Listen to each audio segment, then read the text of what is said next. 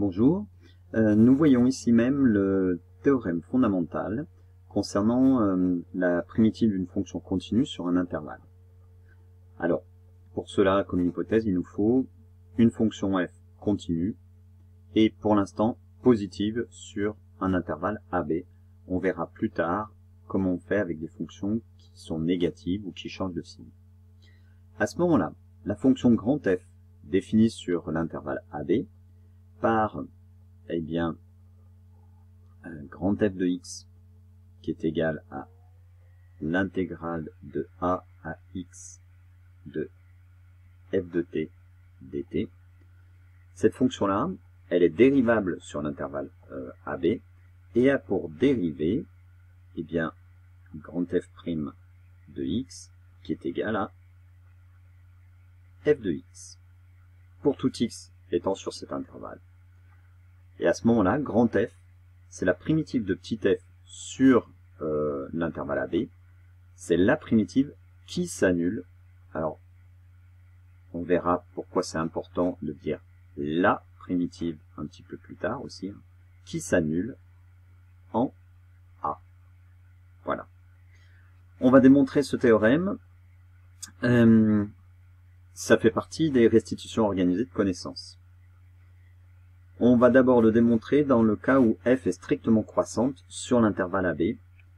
On verra qu'ensuite, on peut faire la même chose à quelques petites nuances près pour une fonction strictement décroissante et on aura le théorème complet. Alors, pour cela, on veut d'abord démontrer que grand f' de x est égal à f de x. Donc on va revenir à la définition initiale qu'on a vue il y a quand même pas mal de temps, concernant la dérivée. La dérivée de grand f, c'est-à-dire grand f' de x, qu'est-ce que c'est? Eh bien, c'est la limite de grand f de x plus h moins grand f de x sur h quand h tend vers 0, quand cette limite est un nombre qui existe et qui est fini. Pour cela, puisqu'on a cette définition en tête, eh bien, on considère deux réels, x et x plus h, sur l'intervalle AB avec h strictement positif. Alors, ici, vous voyez une représentation de notre fonction qui est continue et strictement croissante sur l'intervalle AB. On prend un nombre petit x dans l'intervalle AB, un nombre x plus h avec h strictement positif sur l'intervalle AB, et puis on va calculer la limite quand h tend vers 0 de grand f de x plus h moins grand f de x sur h. Alors, grand f de x plus h moins grand f de x, c'est égal à quoi? Eh bien, c'est, d'après la définition, c'est intégrale de a à x plus h de f de t dt moins intégrale de a à x de f de t dt. Si on explicite un petit peu cette différence, l'intégrale de a à x plus h de f de t dt, qu'est-ce que c'est? Eh bien, c'est l'aire, d'après les définitions qu'on a vues sur l'intégrale, c'est l'aire qui est située entre l'axe des abscisses, la courbe de la fonction, la droite x égale 1 et la droite x égale x plus h. Donc bon, là c'est mal choisi, j'aurais peut-être dû prendre une autre variable, mais avec cette droite-là. Donc c'est l'aire qui est située ici, là, cette partie-là que je suis en train de vous montrer. À cette aire-là, on va lui enlever intégrale de a à x de f de t dt. Qu'est-ce que c'est?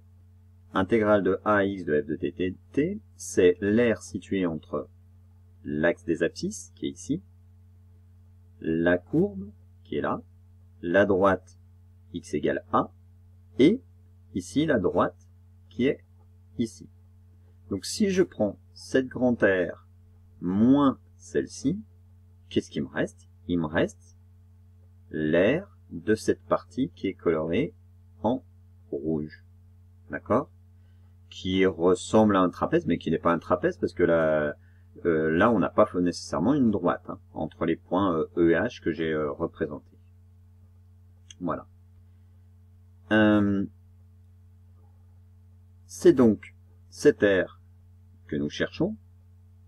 Elle est comprise entre quoi et quoi? Bah, si on se rappelle de la méthode des rectangles, elle est comprise entre l'aire de ce rectangle-là, qui est l'aire ABFE, d'accord, qui a pour base AB pour hauteur AE, et puis l'aire du grand rectangle ABHG, qui a la même base, mais par contre la hauteur c'est BH.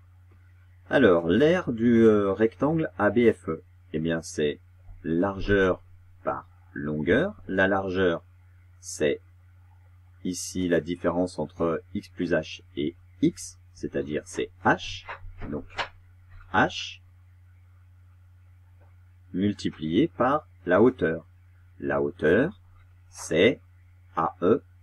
Ici, qu'est-ce que c'est cette longueur-là? Bah, en fait, c'est l'ordonnée du point E, et l'ordonnée du point E, c'est f de x. Donc h fois f de x.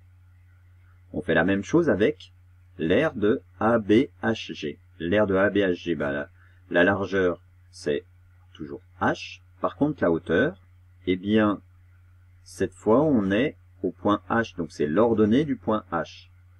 L'ordonnée du point h, comme on est en x plus h, c'est f de x plus h. Comme f est strictement croissante,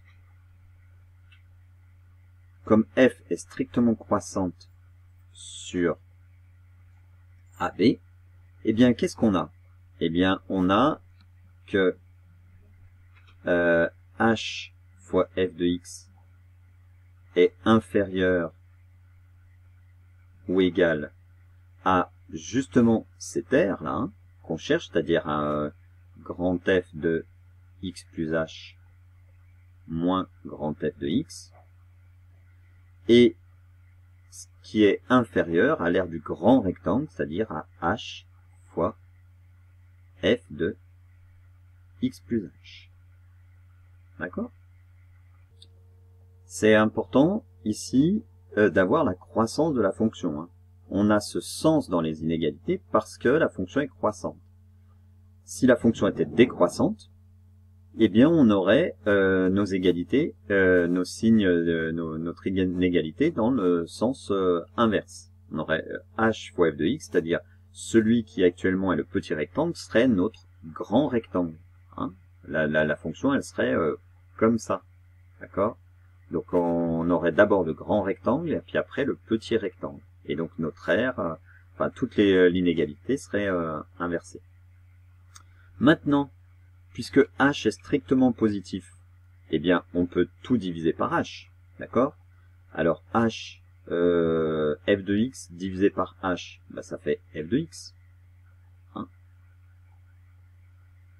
Donc c'est inférieur ou égal à, ici j'ai f de x plus h moins grand f de x, le tout sur h, puisque h est strictement positif, et ça, c'est inférieur ou égal à hf de x plus h divisé par h, c'est f de x plus h.